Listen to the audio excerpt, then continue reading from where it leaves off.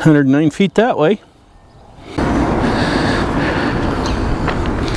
And 145 that way.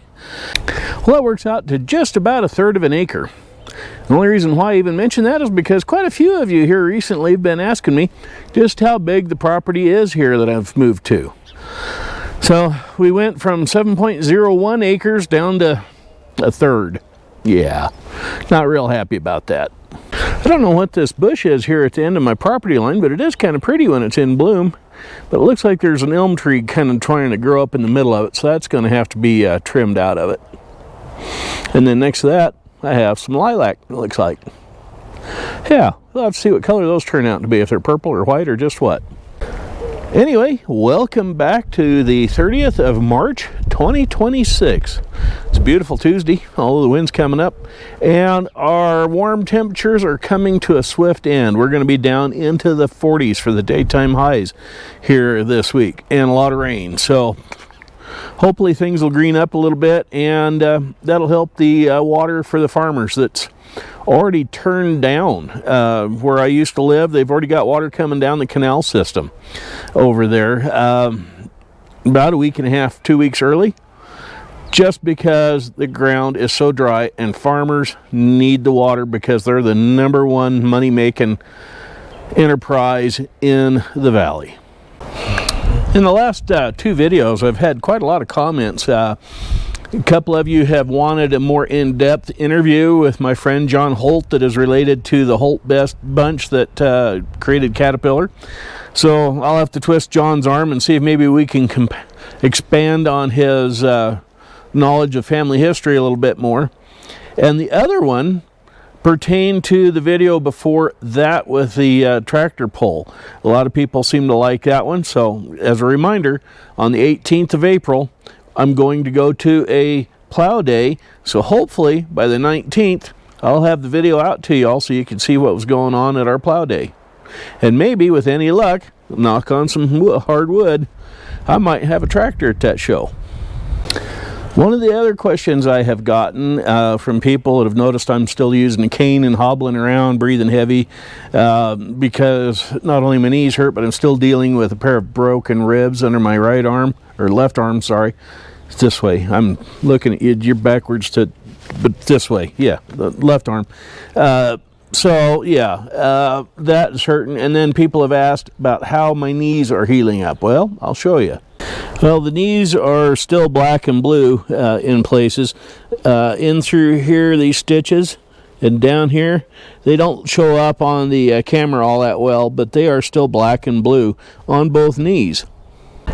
And because some days my knees are so stinking stiff and sore, yeah, it'll take me sometimes an hour to get dressed in the mornings. Yeah, it's that bad. And I've had to make, well, I bought one contraption to help me put on my socks.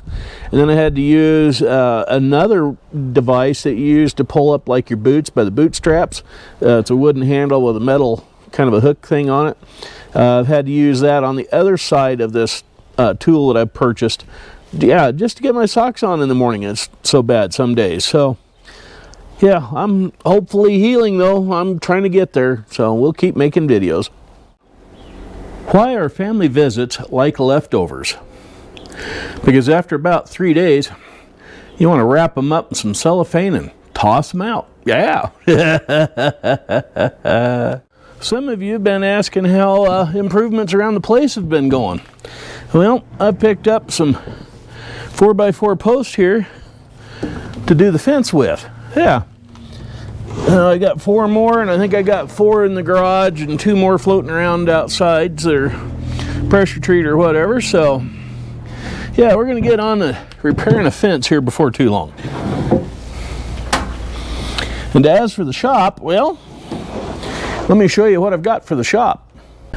I've picked up some air compressor stuff so I can get my air compressor plumbed in there to the shop. Don't have everything, but a lot of it. I have a 4-foot long, 3/4 inch ended hose that will go from the tank, which has a 3/4 inch fitting, to a filter system that mounts to the wall. Then that will go to this pressure regulator. I got a new pressure valve. Of course, the Teflon tape to hook it all together, and an assortment of fittings, and a wall bracket to attach it all to the wall. And I got some chuck, what do you call them? The couplers for the chucks to attach to for all the stuff I want to plug in and get air for. So, yeah, we're making progress on that. And in case I forgot to mention it, that 4-foot long air hose with the 3/4 inch ends, that's actually a hydraulic hose that I had made specifically for that application, because I figured that little compressor was only putting out about 120 psi max. That 3,000 pound hose had to be able to handle that. Also, we got the 1989 3/4 ton Ford back. Yeah, sitting here behind me. Got it back home from the shop after they fixed the speedometer and the turn signal cam on the inside of the steering column and replaced the guts for the ignition switch. Yeah, that was a pretty penny as well, and not near as much as my Super M's going to end up costing me. But it's back in running shape. Unfortunately, I got it home and realized it was 1.5 gallons low on the coolant. So we topped it off. I've run it around. I've been back and forth to the big city of Twin Falls a time or two now, and it doesn't seem to be having any issues, so yay me. One other thing that's new here to the shop is a 1/2 inch drive set of metric sockets up to 22 millimeter, no, 24 millimeter from the all elusive 10. So yeah, 10 millimeter to 24. Never have had them, don't have much use for them, but when I do, I surely could use them. Yeah, so I got a set. There's number 10, 11, oh wait a minute. These are all 6 points, so we're going to put them over there. What size is this one? This is 12. Oops. 9. What do we got here? That's the 10. That's 11. We got them in one peg off. Well, they all fit in their little respective pegs, holes, except for the 23 millimeter. Yeah.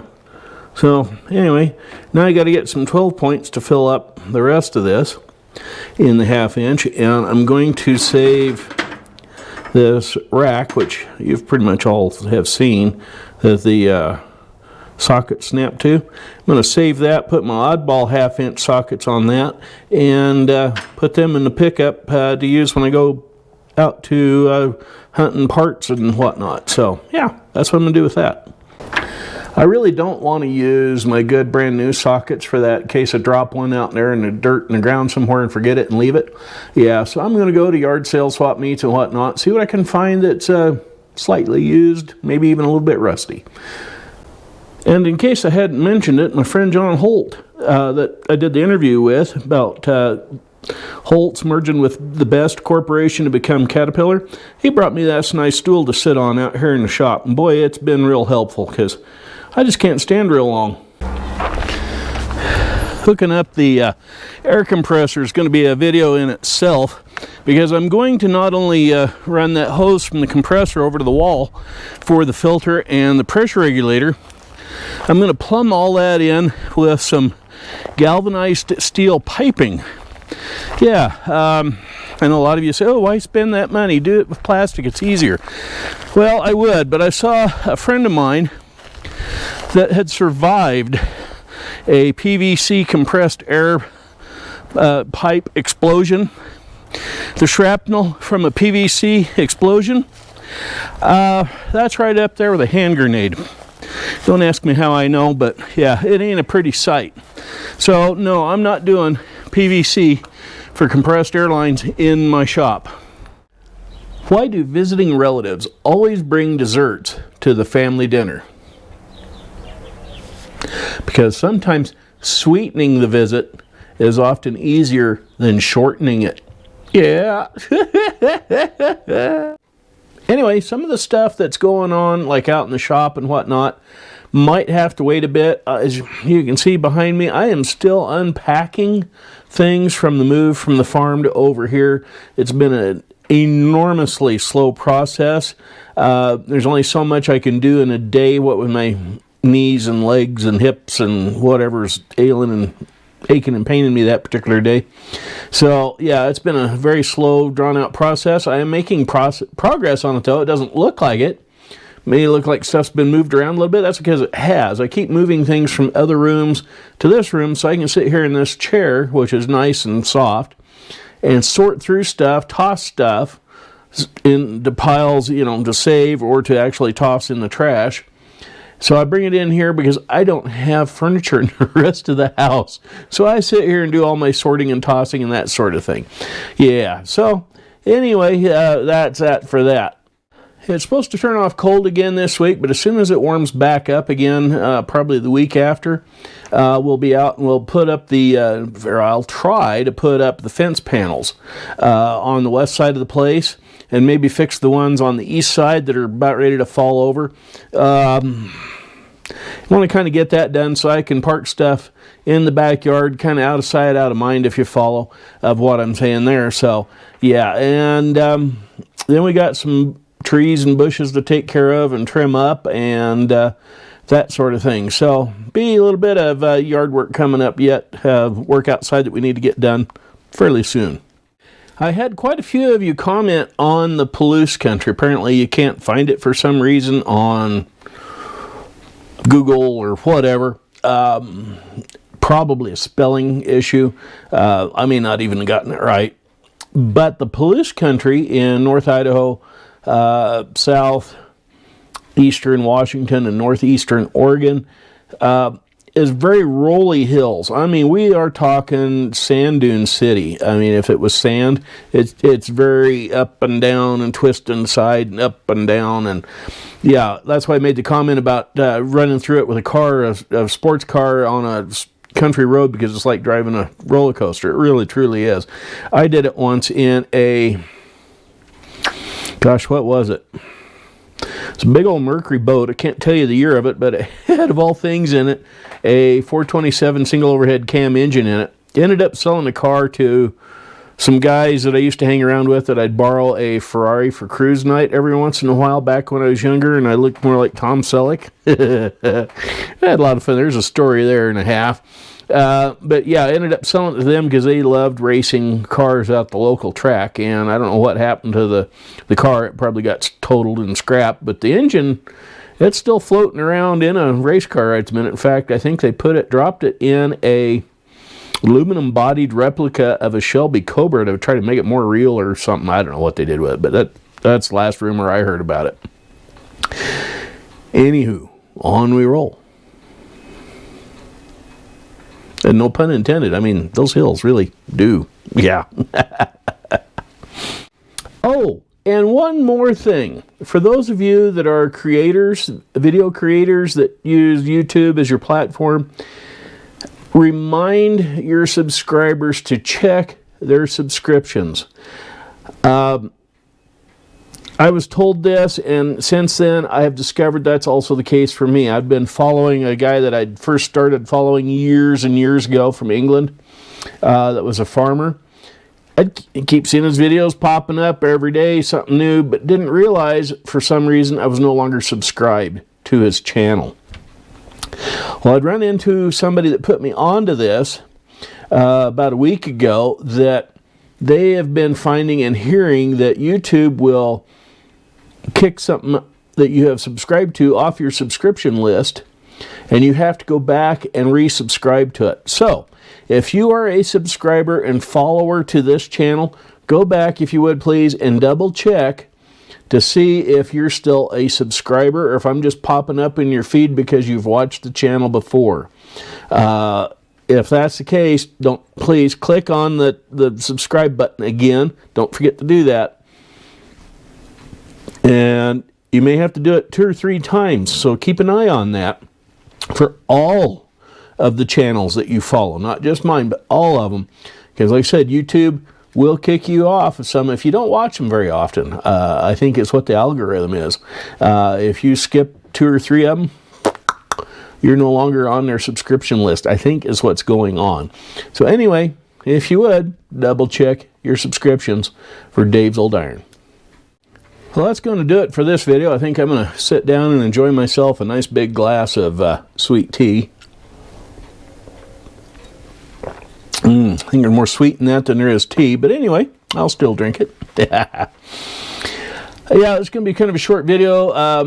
Had some family drama going on. A couple of you know about it. Most of you don't. I don't know if I'll share that if and when the time comes to share that. Might. One thing I would like to do is to say it's a day late, but Alvis over at Old Red Tractors had a birthday yesterday, so big shout out to him. Happy birthday. And hope you grow older than dirt. So hurry up and put out some more videos, will you? Anyway, yeah, that's going to wrap it up for me for this time around. Wishing you all well from Farmer Dave, the no more farmer. But anyway, y'all have a good one now. Bye bye.